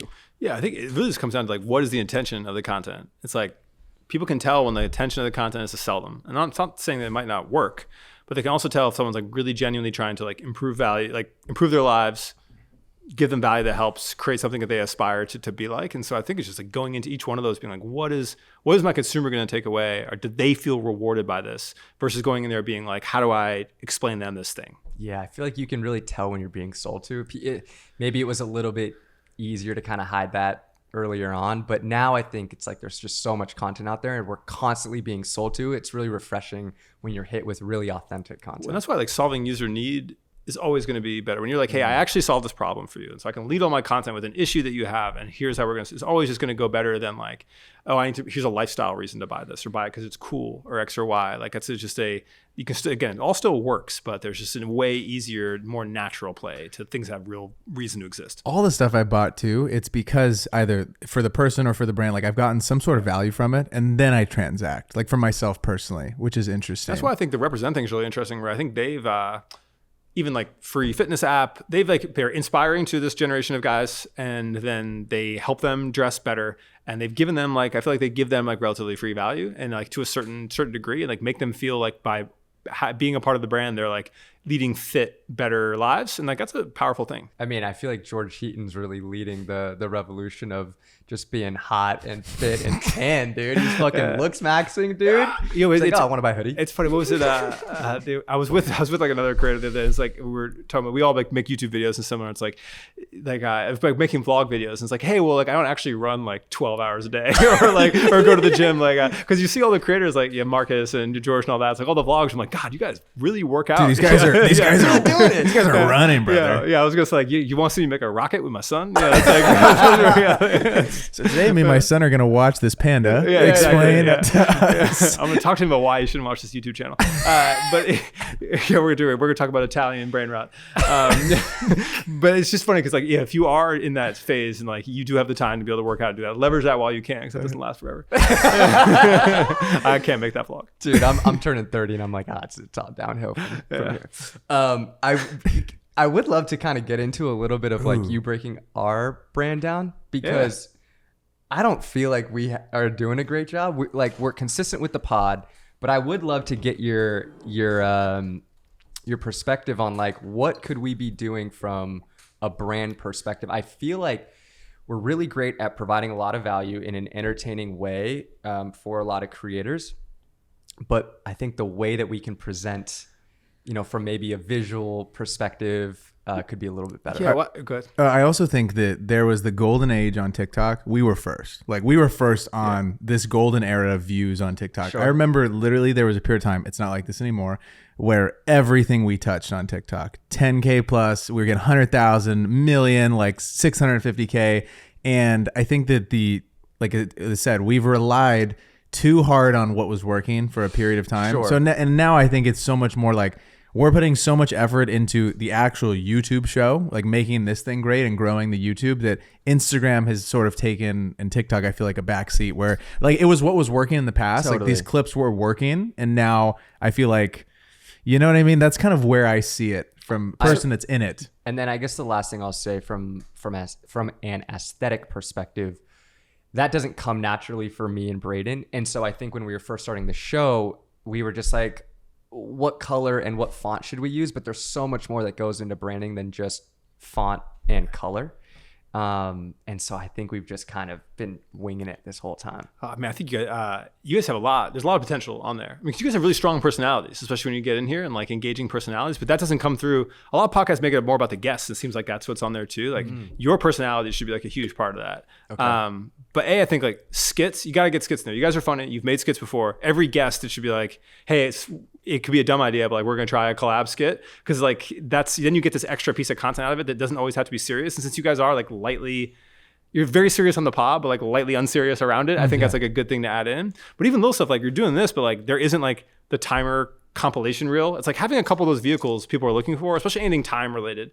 Like have you guys seen the Bape content they do now at the Bape store? No. It's so the Bape store will bring in influencers and celebrities and be like, you have 90 seconds to build a fit with this color, and they pick a color out and they run around the store and people wait because there's a timer counting down, and then they watch them grab the clothes and they wait to see what the fit looks like at the end, and if they got it or not. And it's like rated. Brilliant. But I feel like time is a huge component for this, where it's like, cool, if you did have something where it's like, you guys have one, it's like, all right, make that like up the ante on having something like that and actually posting them when they're funny. But like that, the skits end, and the branding I feel like has to evolve to something where it's like is extremely obvious as soon as someone sees it on screen that it's yours without being too like off for the feed, and that's really achievable. Like it's really its font, its color, and I would just take the 505 and like make it something very sick, or make it like ever shifting. Even if you had 100 505 logos, and it's always changing. Or like, well, what is that like making that extremely prominent and whatever. But like it's like taking this to the next level. It's like if that was everyone's doing all this crazy fabrication now. It's like have that, but it's made out of stone or it's made out of whatever, run through AI enough times and floating in the background or CGI behind you.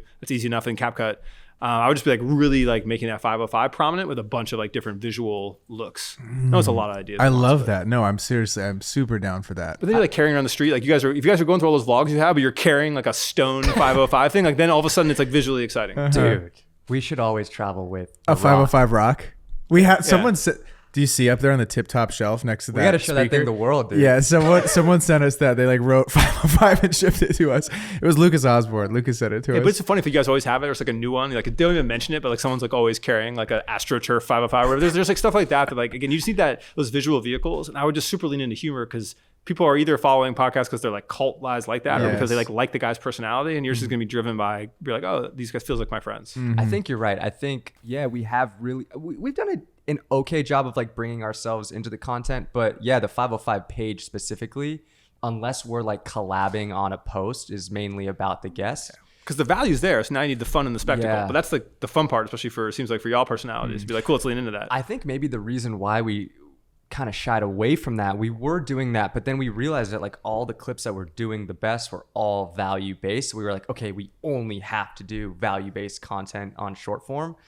But I think now it's different. Now it's like multiple, now because it's all the value clips are out there. And if you do the value clips, like the edit game has to be harder, because you're seeing now like with clipping, it's like there's anyone can go through a pod and rip a bunch of versions of it and put it to some hopecore music or whatever, and like likely go up a notch. But I also think too the aesthetic of like, you guys follow Rob the Bank? Yeah. So like what he's doing now, he has like the hopecore edit with like the black outline and like the visuals that come up, and it's like finding your own kind of trademark. He grabbed the style that was already kind of popular and sort of made it his in a really good way. But I think too, if you like doing something like that where it's just like, because if anyone can clip your podcast clip the same way, then you're kind of like you're a production step behind in terms of short form success. So it's like, how do you have that kind of unique method? Again, what I liked about his is it's like related to something that people already see, so it feels like you know it. And it's just like finding that little angle. I think it also goes back though to the world building. I think we just got to bring people more into the world of 505 and think about what that looks like. Because even the in real life stuff, like we want to start doing events, and even just starting with a coffee meetup, which we've been saying that we want to do forever. We just like haven't prioritized it. But I think starting there, and I think you're right. I think just like having more of a plan of like, how can we maximize having a certain guest on the show, and what kind of content can we make around that? Plus, how can we bring ourselves more into 505? But even like the little thing, like doing this at the beginning is awesome. And it's like cool, like if that was like, all right, you're doing flip cup with every guest or whatever it is, something. It's like it's funny enough where you're like, especially if it's against each other, or there's some level of drama.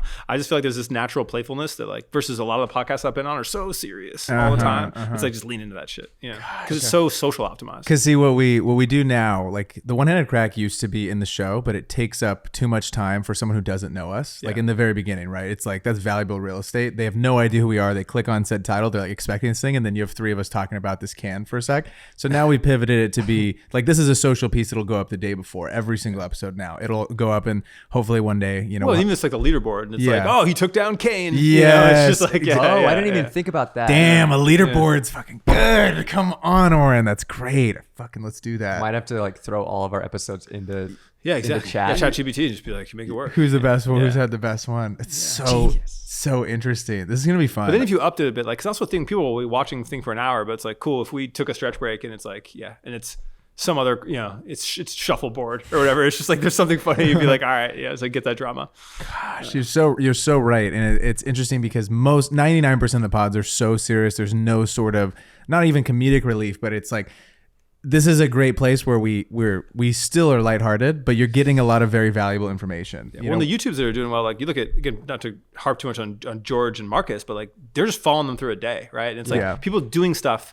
It's like the background content on the TV, like that's sort of where the competition area is for this. I think it's like cool. the grocery store run, the whatever, the like, oh, hey, they're also playing a game or doing X or Y or playing pool during it. Like, I think that like natural one more level of dynamic is like where almost all of this, like this kind of content's going. It's like the gal who does the interviews with the very famous people at the chicken. Yeah, exactly. Chicken shop date. Chicken shop exactly. date. Yeah. That's the whole, and It's a podcast. And he was like, I really want to do one. I want to do Erewhon basically, where I was like, cool, I want to bring all these traditional. I want to bring Seth Godin to Erewhon. That was like where I like really wanted the pod to go. Like it's one of those ideas that never made it to life. That's like, all right, let's take people out of their element into something with like a crazy setup and be like, all right, this is a $32 smoothie. What do you think? What do you think, brother? Yeah, you better like it. Yeah, coconut cream, right? Yeah. Genius. Yeah, I think we also just it can feel overwhelming at times with how much. I feel like we are great at thinking about all these ideas, but it can be overwhelming. We're just trying to stay consistent every single week with the pod, plus do everything else that we're doing. But I think like you really have to have a strong social strategy to grow. If we want to grow the show to where we think it can get to, we have to take the content seriously. Have you guys clipped at all, or had anyone clip for you? Like, yeah, we've had like someone cutting, but never like a clip. Like, yeah, bro, put that shit in WAP with a bounty and try and put all your episodes up there and have people do that shit for you. That's How what does that everyone's work? doing. You have to pay them? Yeah, so Or- basically you start a WAP inside WAP. They're little like pods are called WAPs basically. And you say, cool, hey, we'll pay you, $1.50 per 1,000 views or whatever. Like there's all kinds of different, usually they'll hire like, hey, we'll give you 3,500 for 1,000,000 views. I don't know, whatever. There's a bunch of different strategies. Here's your whole library. Here's a training on what we do and what we look for. And they will literally start an account. Whenever they post a video on that, they put it in like a tracker. Money's automatically released as stuff hits that tracker. And that's how like Brez and TJR and like they're all running through that, and that's why you skew. Because then when you're in TikTok, you're inescapable. If you follow TJR, you're gonna get TJR clip accounts. You watch a Rob video, you're gonna get a bunch of Rob clip accounts, and so that's how they're going so well. But since you have that big library of potentially viral shit, it's really just about getting people into your WAP and like having the right incentive that they'll pay the bounty. Didn't even think about that. that is super interesting. Have you experimented with any other like AI clipping things, or did they don't work well? Yeah, it needs to be the kid.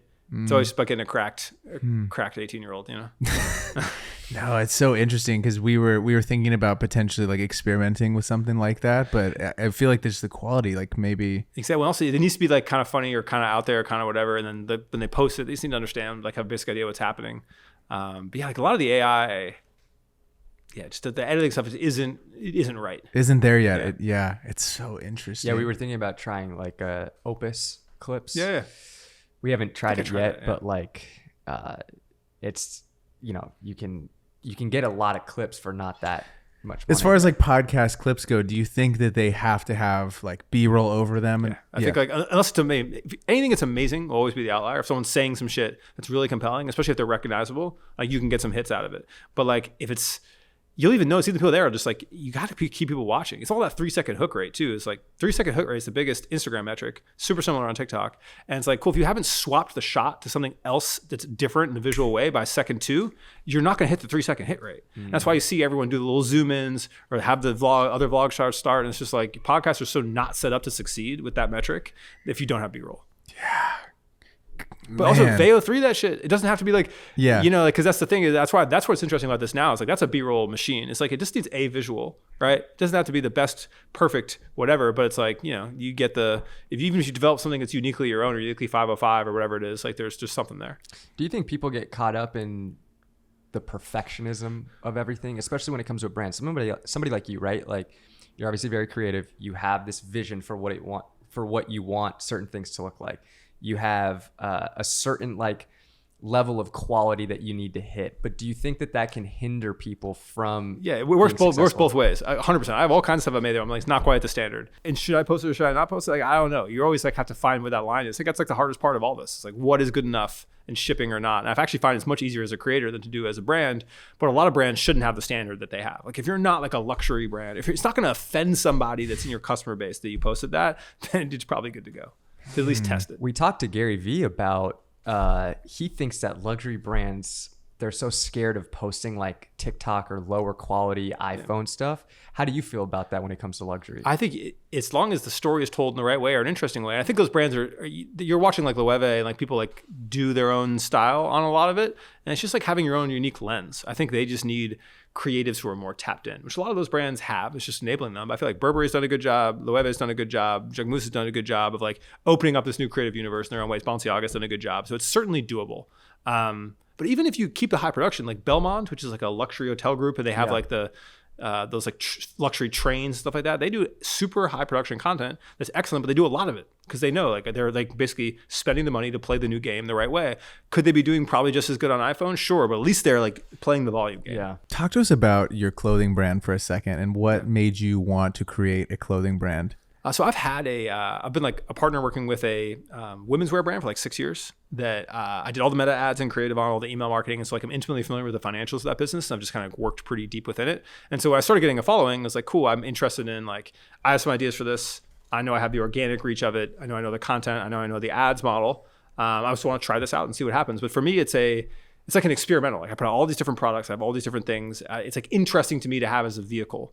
As I feel like any creator who's creative should have a brand. It doesn't have to be like, hey, you want to go build, represent. It should be like, here's my vision. Here's an experimental thing. And if something comes of it, like that's what comes of it. So I'm working on that now where like I put stuff out. I see what works on ads. I see what works on content. I don't put nearly as much time as I'd like to in it, but it's a vehicle that's there. And like my goal is I need to keep this alive. I don't want it to lose money. I want to invest anything in it like above what it took to start it. And that's working. And then you kind of see what works and what doesn't and learn a lot along the way. That's why I released a lot of stuff, which is something I don't recommend 90% of people do. It's like, cool, I know how to create a lot of stuff. I have a wide audience. I'm not sure what's going to work. I love to make things. I'm just going to make a whole swath. And it's not going to be like this sold out in a drop. It's going to be like, let's see what works over time with ads and whatnot. And that's been really revealing. And learned a lot about my audience of like, I was like, hey, can I make a brand that may have an aesthetic that works beyond my audience? What's going to work with it? And like what works on ads that I'm in versus not. And so it's kind of like a big experiment. But now I'm like a year or so in, and it's like, cool, like I have sales off meta ads all the time. Like some of the products are really working. I've also seen my demographic and being like, oh, I actually have a way bigger of a female audience than I thought I did. And like some of these other things where I'm like, okay, now I'm like learning a bit and I'll move through this era. We'll look at another chapter, but it's like, cool, I'll have a brand for 10 years. Like the more you keep going, especially in fashion, what I noticed with the women's wear brand was like, all right, the first 3 years kind of sucked, but year 4, year 5, okay, now I got 40,000, 50,000, 60,000 customers in the customer base. You can kind of release stuff forever. And like, even if you're not trying to be like, we're scaling this as far as you can, like your cost of customer acquisition just continues to go down. And you kind of build this sustainable thing. And I was like, cool, like if I'm going to keep having an audience, I might as well have a brand I can hold on to. It's been a really interesting process doing it. Do you have a North Star for this brand that you started? Not at all. This is purely just like me experimenting without any look or thought on it. It's a lot inspired by like, I feel like the way Virgil Abloh like did stuff, but it's like not a good comp. Like he was trying to build something to go to a specific place. It's making it purely experimental. And so it's an interesting question because like there's nothing else there like it, and it's also not a good comp. Like I wouldn't encourage other people to follow the comp. Like it's not a repeatable scenario. It's an interesting vehicle for me that have a lot of ideas of where it could go, and I like having that big amorphous. Like everyone's always like a brand has to be one thing that scales to X or Y, or it has to be merch basically. I'm like there's kind of an in between where it's just like this is a creative outlet of a thing that exists. There is a designer, his name's Benjamin Edgar, who makes these really like tasteful, thoughtful, out of the box designs. He releases like one of every once in a while. I really liked his kind of approach, but I'm like less tasteful and like more interested in like objects and like mainstream things and like things that just having a vehicle to sell things I enjoy. And so that was like one piece of inspiration, I guess. What's been your favorite part about building your own brand? And have you learned anything in the process of building your own brand that you've consulted for these other brands, but maybe you learned something new by doing your own brand? Yeah, I guess I was surprised how well the ads with me in them did. Okay. That was one thing where I just hadn't had that same. I've never run ads for a brand where they had like founder creator presence or anything like that. It's been more traditional. And like my ads rip, and that's an interesting caveat. I was like, oh, that's actually really a superpower to be able to drop that stuff in there and like know those go. Same thing with creative volume. Like the biggest thing I've learned from this, like a lot of brands I work with are a lot bigger. I've already had something from scratch where it's like, man, the amount of assets like really is the play. Like I could already see from like where I'm at on Meta and like what I sell currently and how many assets I put in every week into Ads Manager and on organic. It's like, it's really a numbers game of if I wanted to sell as much as I wanted within reason, not talking like 8-figure above, like within the like 9-figure range, it's purely a creative volume game. And that's been really interesting to see. So is that now when you're talking to brands and giving them advice, is the founder-led content a big piece of the advice? Not really, because I don't really work with brands that have that as an option. Okay. But it's interesting to see in the toolkit and have in the back of my mind. And it's just a reminder on whitelisting and a few others. So I don't know if there's been a ton I've taken away. It's because it's operating at a small scale. But also I really like to still be tactically in stuff. And when I wasn't no longer working with Gel Blaster, where I was like intimately in the ad account every day, in TikTok with our creators every day, talking through strategy. It's like cool, like having something where I'm still in the ad account. So I still am in the women's wear ad account, I'm in my ad account, I'm tweaking it, I'm responsible for the result. That's one of the other biggest things. A lot of people that work on these ad accounts, but they're not dollar for dollar fiscally responsible, which gives you another level in the back of your head of being like, I'm spending my money to get a result on the other side. Yes. And I need that level of like tenacity to then come into these scenarios and like have conviction in what I'm saying. I'm just thinking about my mom has a girls' clothing line, and we're doing a lifestyle shoot in a few weeks, and she hasn't actually messed around with Facebook ads. And I keep telling her, I'm like, I don't know much about it, but I just know that you're leaving a lot of money on the table. But then hearing about how your playbook of, okay, we have this video shoot, we're also gonna be getting photos, but having a plan for the BTS, it's got my mind thinking of like, I gotta talk to my mom and have a more dialed of a plan of like going into the shoot. Yeah, well, the biggest insight, having worked on women's ads for a long time, like fit is everything. And women's bodies are so different. Dudes shop differently. A lot of guys will like see someone that looks like them or find a creator that looks like them. Dudes, it's more of like a styling issue. It's like, how would I wear this? Would I wear this? What does this work with? Does it work with someone who's tall or short or chubby? There's only so many things. With women's, like their bodies are also different. Sizing is also weird brand to brand. That showing fit, I feel like, is just a huge component of the sales process. Yeah, it's really interesting. And have you found that to be true? Because my mom's, it's like tween. So it's like 7 to maybe 14. I've never like worked in that demographic. What's interesting with guys, like the styling thing is so crucial with guys. Where it's like, because I'll run an ad and guys will buy the fit from the ad. Like not like the item. It's like, oh, I'm just gonna get that, the blue shirt and the white pants. Done. That's the cart. And it's because they just want that shit to be easy, right? And it's an interesting like consumer behavior like insight to be like, all right, like, and that's why I do these grids. Like they don't do huge numbers on social, but I put them in email and I put them on social where it's like, here's how to style this item. And I'll just have like a couple things. But I'm always choosing items within it that are like in every guy's wardrobe. It's like black leather jacket, white shirt, like brown shoes. So then you can like see, oh, this is how this would work for my closet. Because I just noticed that's a gate for anything out of the ordinary. Anything that's not like a t-shirt. Guys are like, oh, yeah. I need to sign up for that because I always find myself going shopping and I'll find a great piece. I'm like, that's fucking sick. And then I get into my closet. I'm like, I don't know what to pair this with. And so I think smart brands are building out like if I had way more time, I would spend much more time on that brand if I had more time, but then just like the time to money ratio with creation and stuff is like obviously overly weighted. But I feel like most brands like should lean into that where it's like, hey, guess what? Like, especially for guys stuff, it's like, all right, like choose these 5 items you have and AI will enable this great. Like, do you have light denim? Do you have dark denim? Do you have baggy jeans? Okay, here's like some basics of what works inside these fits. Is I think something guys will, I don't know if they'll go seek it out, but they'll certainly, if it was like, oh, it's already in my inbox, like, am I going to look at it? Yes, you know. And I noticed I did a project for a big retailer. We're looking at like Gen Z social insights. And one of them was that guys follow male fashion creators that look like them. Same body type was the number one thing. Doesn't matter race, any of that other stuff. And we'll go look at the fits they have in the closet and be like, oh, okay, Carlos did this. Oh, I have black pant, black shirt, whatever. Like that's like a consumer habit for a younger generation. Gosh. I've done it. Yeah. Dude. No, same. Yeah, for sure. I literally am looking at, I want someone that has a very similar body type. So And it's not even to buy necessarily. It's just to be like, cool, what do I have that I what can do I pick have out? that could look cool like this guy? Yeah. Is there a product you haven't made yet for your brand that you're excited to make in the future? Yeah, so we're working on, I sold a decent amount of these bags to start. So I'm working on I have all these new bags that we created that I'm really excited to do. Now that's just a category I really love. And we spent a ton of time on like doing a bunch of like really high end stuff for it. So I'm really excited to do that. But then also just like the complete open. I love it being open. Like I have no prediction where this could go or not. Like we could do whatever. Like that is an exciting thing to me. Like just to have a complete vehicle and then to have that vehicle have like all these customers, all these emails, all the stuff set up. So I don't ever have to be like, oh, I gotta go start like the 0 to 1 is done, you know? The bags is crucial for guys. I'm like, dude, we only got so much pocket space. So we got guys' bags are whack. So you'll see we did like, we had like the bag I carry. I sold a lot of these shoe bags, which is just like a really kind of simple put in your luggage, whatever. But I've noticed a lot of people were like throwing their laptop in them, like throwing stuff in them. They just want like a carry bag. So I put a strap.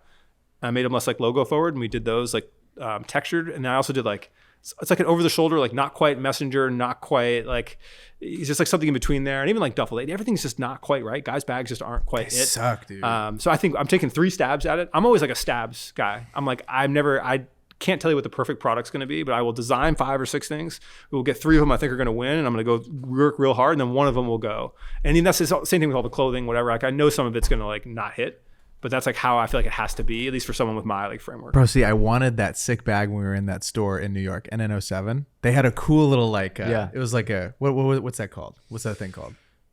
You know what I'm talking about? Not a Tote. It's like a tote. tote, It's yeah. like a tote, right? Okay, but I wanted a cool like gym bag, bro. But because all the gym bags suck, and I have like a crappy one that was gifted to me that I just use every day. But then I see some of the guys at our gym. I'm like, I check out this other bag that this dude had in the gym. I go, yo, just curious, like, what's that bag that you got there? He goes, it's Tom Ford. I go, of course yeah, it is. yeah, of course it's yeah. fucking Tom Ford. You fucking bastard. It's like, and I looked it up. It was very. Very You feel like you could pull off a tote? I think I could rip a tote. dude. Okay. I can rip a tote. It was- I did a leather tote. We did like an oversized leather tote. I was thinking. Pause. You think I can't rip a fucking tote? Is that why you're saying that? No. I feel like I could rip think- a tote. I think you could. I think honestly, okay, and Oren, I'd love to hear your take on this. When I think comes, like the whole fit look. I'm like, could you rip a tote? when it comes to styling, right? Like somebody like Braden, who might be a little bit on the fence about rocking a tote. Yeah. Do you think it just comes to confidence of like, I'm rocking this? Yeah, I think at this point, it's completely Fuck yeah. that. Dude, Yeah, I appreciate that. Dude, you got to start rocking a tote. I feel like I could. Yeah. I feel like I could play. I need a bag though that has a little bit of You got tote, a little community goods matcha. You know what I'm saying? dude, lock me I'm in. projecting a little bit. I don't know if I could rock a tote. Dude, I feel like most guys dude, underthink anything that they could. yeah, purely confidence. dude. See, we went into in New York, went into John Elliott, and this one pair of pants. I was like, man, I don't know if I could pull those off. Put them on my. I was like, Yeah. dude, swipe the card, brother. Yeah. No dents. I'll take two. Swipe the card. It's so funny. What are you trying to work on in these next 6 to 12 months? What's something top priority? Could be a couple man. things, but I'm trying to body keep and my head con. above water. Yeah. No, I'm just trying to just getting workflow better at juggling all these things. I have all these things. They all make money. They're all awesome. What's like, do I keep them all going? You zone in on some or the other. Really, it's like a life prioritization. Yeah, that's like the hardest thing to struggle with. I just have no, like, even with like I'd love to spend more time on that brand, but would I really love to do that compared to like I'm a part of this other big project or compared to I don't know. You're in a hard position, but not a bad position to be in. Yeah, it's just so odd. Like, so it's like all these are like existential problems. Yeah. Like everything else is wonderful. And so it's just like, yeah, these are all like, you have a lot of like questions like, what do you want to do and who do you want to be and what those years look like? And even now, balancing that with parenthood. So yeah, so all my issues are existential. Life is really good besides that. I love that. What's some advice if you could go back and talk to your 18-year-old self? What would you say? Oh man, I wouldn't change, but yeah, just like, Nothing that would change it, just advice. So like you wouldn't, nothing that would change the journey. yeah, like, oh man, there's a lot of my advice was like, he's like stronger heart. I got married relatively young. I would encourage people to do that. I feel like the older you get, the more complicated it gets, and I have a lot of people see in that scenario. Like kids is another thing where I just like having kids like along for the journey and not separating your kids out from the stuff you do. Like everyone will always be like, oh, they don't talk to their kids about work, or they don't bring them along, they don't do X or Y. Like bringing your kid into like everything. Like our kid will like be at the function with us and like be great. So I think there's a lot of the advice I have is be like around like family and participation and what people think they want or need or when the right time is, where I feel like it's so much easier to go through life like with a unit you guys are working together on, you know? I love it. Yeah. Oren, thank you so much for coming on the show, man. Ladies and gentlemen, thank you so much for being here. This has been another episode of the 505 Podcast. If you're still here, please hit the subscribe button, drop us a comment, leave us a like, and we'll see you all next week. Peace.